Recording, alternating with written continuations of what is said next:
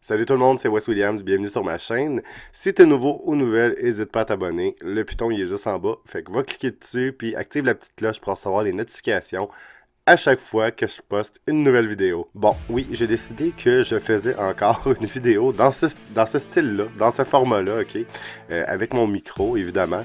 J'ai beaucoup aimé l'expérience la dernière fois, puis j'ai reçu des bons commentaires. D'ailleurs, merci à Vincent Langlois, Vincent qui me dit qu'il trouvait ça vraiment cool et que je devrais faire ça plus souvent, donc demandez et recevez les amis. Non mais sérieux, ça me fait plaisir de le faire, puis je trouve ça vraiment cool de filmer comme ça, puis d'avoir le micro. Je trouve que le son, ça fait un son qui a un petit peu plus de qualité. Fait que vous me direz dans les commentaires, bref, ce que vous en pensez. Est-ce que vous aimez ce type de vidéo ou est-ce que vous aimez plus mes vidéos que je fais à l'habitude avec Marine Light puis tout le setting puis tout l'équipement et tout le tralala. Mon but dans le fond de faire des vidéos comme ça, c'est que ça me fait beaucoup, énormément moins de montage à faire, ok? Le seul montage que je vais faire probablement après, c'est de matcher le son du micro au son de la caméra, ben de la vidéo dans le fond. Puis c'est pas mal tout ce que j'ai à faire. Puis je vais couper parfois là, dans la vidéo certaines petites longueurs ou des phrases où ce que je bafouille comme présentement. Fait que non, c'est ça. Donc aujourd'hui les amis, encore, on est en octobre, le mois de l'Halloween. On est le 21 octobre aujourd'hui, le lundi le 21 octobre. Je suis en vacances, les amis, pendant 3 grosses semaines parce que mon restaurant est en rénovation. Puis en plus, il me restait 2 semaines de vacances à prendre. Donc, comment joindre l'utile à l'agréable? Donc, c'est ça. Je suis en vacances. Ça fait du bien. Hey, 3 semaines. Je pense que c'est la première fois de ma vie, depuis que je travaille, que je prends 3 semaines collées. Le plus long que j'ai pris, c'est 1 semaine. OK? Fait que 3 semaines, j'ai l'impression que quand je vais revenir travailler, ça va être quelque chose, les amis. J'ai l'impression que je vais avoir comme le feeling de commencer une nouvelle job, là. Bref, je trouve déjà que quand je reviens après 1 semaine, je trouve ça difficile la première semaine de travail. Je me dis qu'après 3 semaines, ça va être quelque chose. Fait que voilà, c'est ça. Donc aujourd'hui, oui, thématique horreur, thématique épeurante, thématique histoire spooky. Euh, Évidemment. Inquiétez-vous pas, ok, ma chaîne ne va pas devenir une chaîne d'horreur et de choses épeurantes. J'en profite parce que c'est le mois de l'Halloween, puis j'ai toujours trippé sur le paranormal, j'ai toujours trippé sur les films d'horreur. Bref, c'est quelque chose que j'ai de la misère à expliquer. C'est quelque chose... je suis sceptique dans un sens, mais dans un autre sens, il y a un côté de moi qui veut croire à ça. Ardemment, ok? Puis je me dis que c'est pas impossible. Hein? J'ai beaucoup de difficultés pour ma part à me dire que quand on meurt, c'est fini, il n'y a plus rien. Puis on a appris toute notre vie, puis tout s'évapore, nada, il n'y a plus rien, c'est le vide sidéral. J'ai de la misère avec ça. Mais là, est-ce que c'est parce que je suis un humain? Est-ce que c'est parce que j'ai de la misère à imaginer le rien? Est-ce que c'est parce que j'ai de la misère à imaginer le vide? Peut-être, je le sais pas. Est-ce que vous savez, vous autres? Ben moi, je le sais pas. Aujourd'hui, je me suis mis ma petite pierre, mon œil de tigre, les amis, oui, parce que j'ai été malade là, pendant genre 3 semaines, ça a été l'enfer. Là, j'ai comme besoin d'énergie, puis moi, cette pierre-là, elle me donne beaucoup d'énergie. Je sais pas si vous connaissez un peu les pierres. Mais il y a vraiment, c'est un petit peu ésotérique, comme on peut dire, là. Mais il y a des pierres qui donnent de l'énergie, il y a des pierres qui prennent de l'énergie. Puis évidemment, une pierre qui, moi, va me donner de l'énergie, ça ne veut pas dire que ça va vous donner de l'énergie à vous en tant que personne. Comme l'œil de tigre, justement, c'est une pierre qui peut être vraiment très néfaste pour quelqu'un de trop sensible, quelqu'un de trop émotionnel, quelqu'un qui a de la misère à avoir un contrôle sur sa vie, quelqu'un qui n'a pas un caractère fort, ça serait pas une pierre recommandée, ok? L'œil de tigre, dans le fond, c'est vraiment pour le monde qui a un gros caractère, oui, vous le savez, j'ai un gros caractère. C'est ça, fait que un truc pour savoir si une pierre est faite pour vous, pour la porter en tant que bijou, c'est un truc que j'ai appris quand j'étais allé à la boutique Charme et Sortilèges, puis que j'avais acheté une baguette magique. Je vous la montrerai à un moment donné dans une autre vidéo. J'avais choisi une baguette magique avec du jade dessus. Puis la madame, dans le fond de la boutique, ce qu'elle m'a expliqué, elle m'a dit, pour savoir si une pierre te fait, tu la tiens dans ta main et puis tu lèves ton bras, comme ça, avec la pierre là, que tu tiens dans ta main. Et tu demandes à une autre personne de peser sur ton bras. Si ton bras, la personne a réussi à le baisser très facilement, sans résistance, ça veut dire que cette pierre-là, elle te prend de l'énergie. Fait qu'elle t'en donne pas, fait que c'est pas très bon pour toi. Tandis que si tu tiens ton bras puis que la personne a de la difficulté à baisser ton bras, bien, ça veut dire que cette pierre-là, elle te donne de l'énergie, donc c'est meilleur pour toi. Donc voilà, c'était ma petite chronique des pierres de la semaine. Non, sincèrement, je connais pas grand-chose aux pierres, mais c'est quelques petits trucs que j'avais appris comme ça, on the side. Fait que voilà. Fait qu'entrons dans le sujet de la vidéo aujourd'hui. Vous le savez, la dernière fois, je vous ai parlé, je vous ai raconté dans le fond le genre de don que j'ai. Vous avez été nombreux à me répondre dans les commentaires.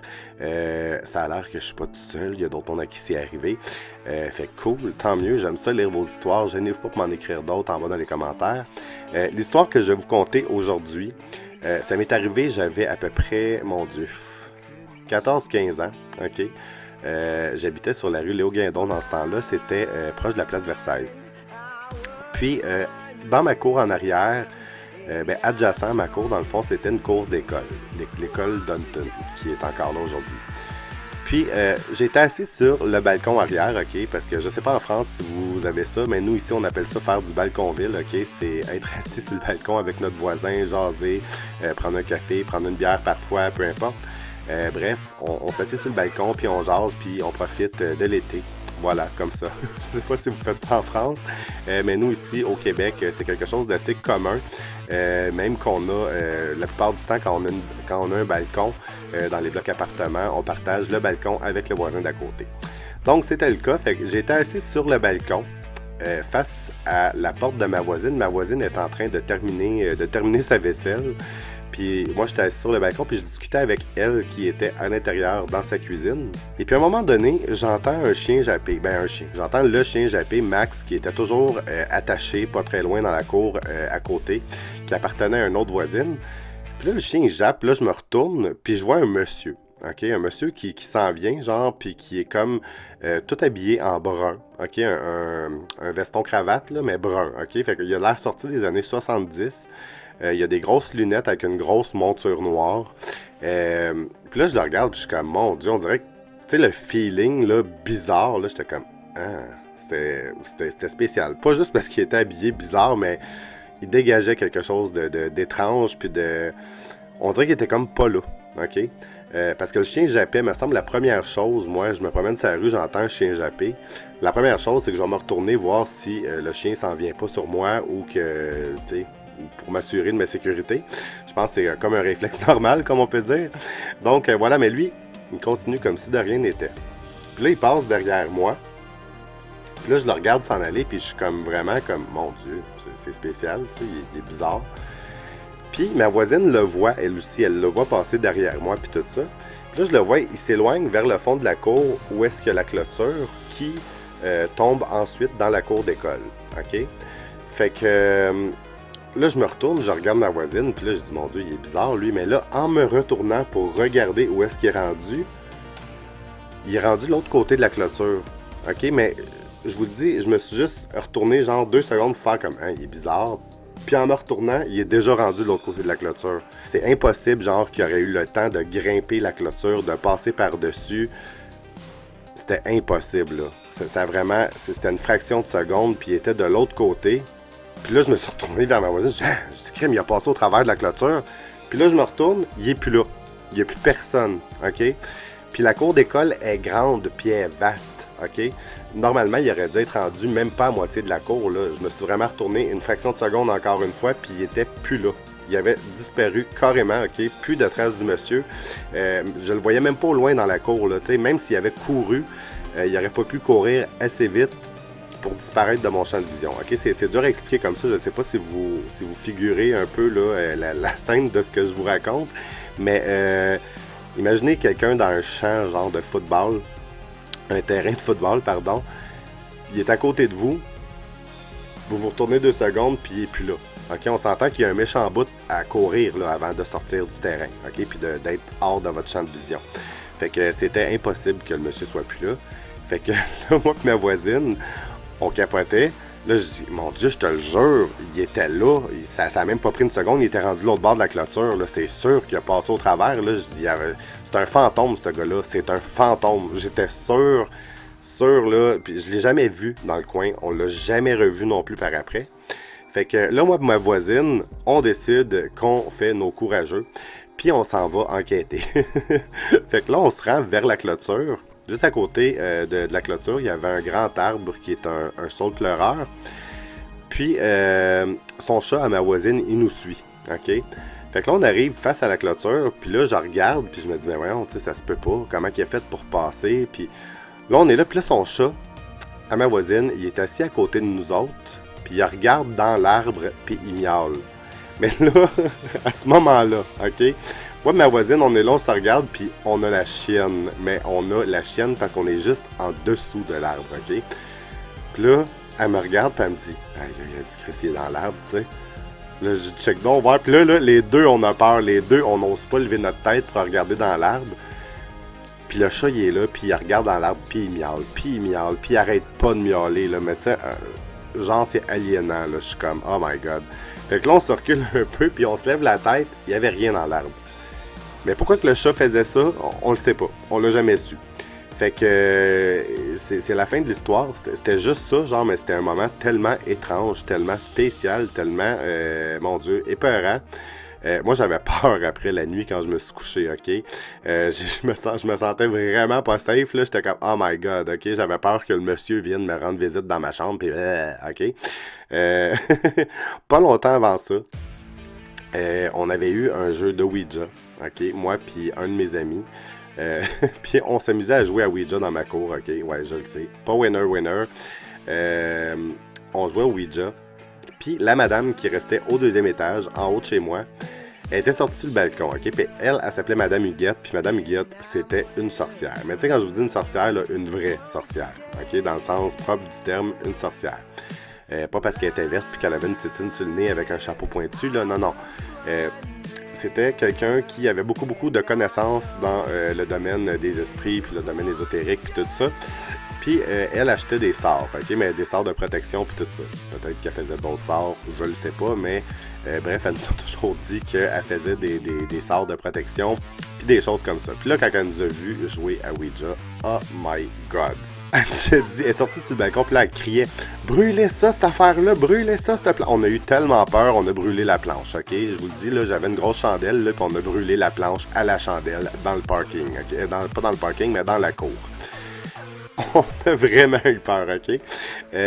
Par la suite, c'est pas longtemps après ça, justement, qu'est arrivée l'affaire du monsieur qui est comme passé dans la cour en arrière de nous, puis qui a comme disparu out of nowhere, OK? Puis à un moment donné, OK, ça aussi, c'est un moment, genre, troublant, genre, de ma jeunesse. J'ai jamais vu ça de ma vie, OK? Je rentre dans ma chambre, puis je vous le dis, là, il y a des araignées partout, mais partout au plafond, OK? Des petites araignées, là, pas des grosses, là. Ici, au Québec, on n'a pas vraiment de super grosses araignées, OK?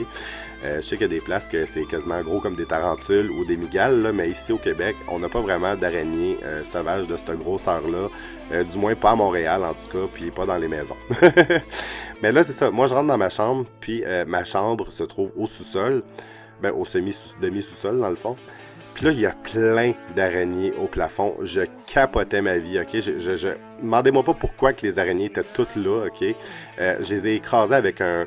Je sais pas si vous vous rappelez, là c'est pas ce pot-là. Ça, c'est un pot de crème de la licornerie. Mais, vous savez, il y avait des gros pots un petit peu de cette forme-là, de gel là, qu'on mettait pour les cheveux. J'ai tout écrasé les araignées au plafond. Genre, j'ai eu tellement peur. Il y avait 86 araignées en tout, OK? Je les ai comptées tellement qu'il y en avait, là. Ça avait pas d'allure. J'avais 86 araignées au plafond, OK? Fait que, tu sais, quand on dit « t'as une araignée au plafond », ben moi, j'en avais 86, OK? Fait que, oui, c'était assez épeurant. Puis encore là, ben, ce soir-là aussi, j'ai eu de la misère à dormir. Puis dans ce temps-là, là, je me suis mis à faire plein de cauchemars, des rêves pas possibles, OK? Je ne sais pas si c'est tout en lien avec ça, OK? Je ne sais pas si j'ai joué avec une force que j'aurais pas dû. Mais je vous le dis, là, je faisais toujours des cauchemars, OK? Puis un des cauchemars que j'avais fait, genre, qui m'avait comme traumatisé, j'avais rêvé que ça cognait à ma porte de chambre, OK? Puis là, je me réveillais, puis j'étais comme, what the fuck? Puis là, j'allumais la lampe sur ma table de chevet. Puis là, ma mère, elle rentrait dans ma chambre, puis elle me disait, Yves, viens-t'en, on s'en va avec eux autres. Là, j'étais comme, on s'en va avec qui?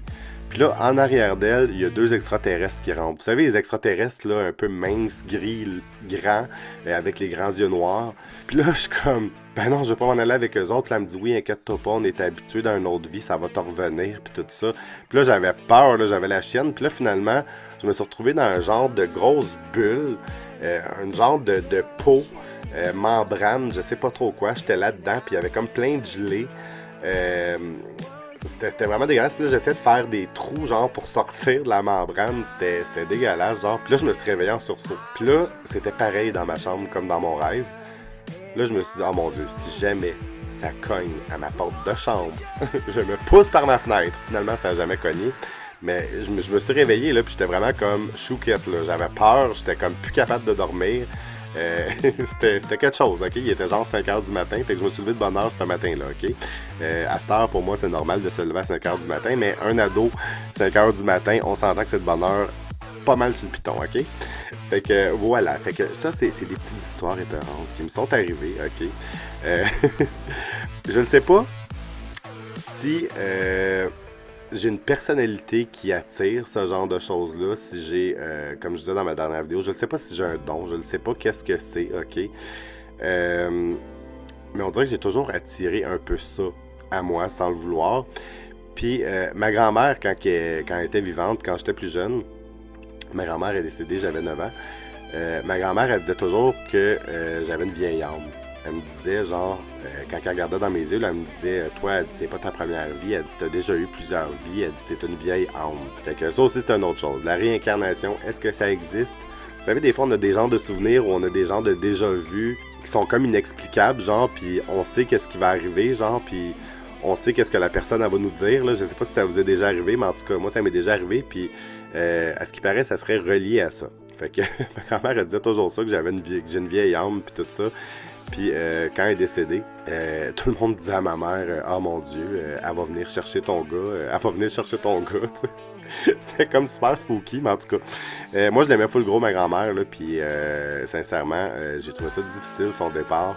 Puis je pense que c'est depuis ce temps-là, on dirait que j'ai comme ce genre de don-là qui a comme décliqué. Ben, en tout cas, là, je dis don, comme je vous dis, je ne sais pas ce que c'est, mais bref. C'est depuis que ma grand-mère est décédée, on dirait que j'ai comme eu un rapprochement avec ce monde-là. Un peu, si je peux dire comme ça. Mais c'est ça. Fait qu'en gros, j'espère que vous avez aimé ces petites histoires-là que je vous raconte, ces petites story time de ma vie. Gênez-vous pas pour me conter les vôtres dans les commentaires juste en bas, ok? Contez-moi vos affaires épeurantes qui vous sont arrivées. J'adore ça, vous lire, ok? Au pire, je pourrais même faire une vidéo là, avant la fin du mois d'octobre qui regrouperait, mettons, les meilleures histoires que vous m'avez racontées. Au pire, vous pouvez juste me mettre une petite description là, de votre histoire, mettons, dans les commentaires en bas.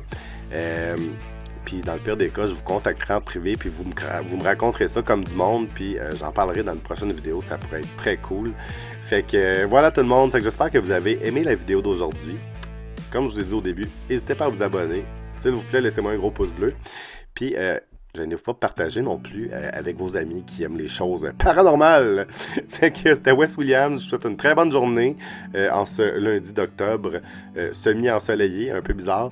Puis je vous dis à la prochaine. Bye, je vous aime. Like a bird on a tree, I'm just sitting here. I got time, it's clear to see.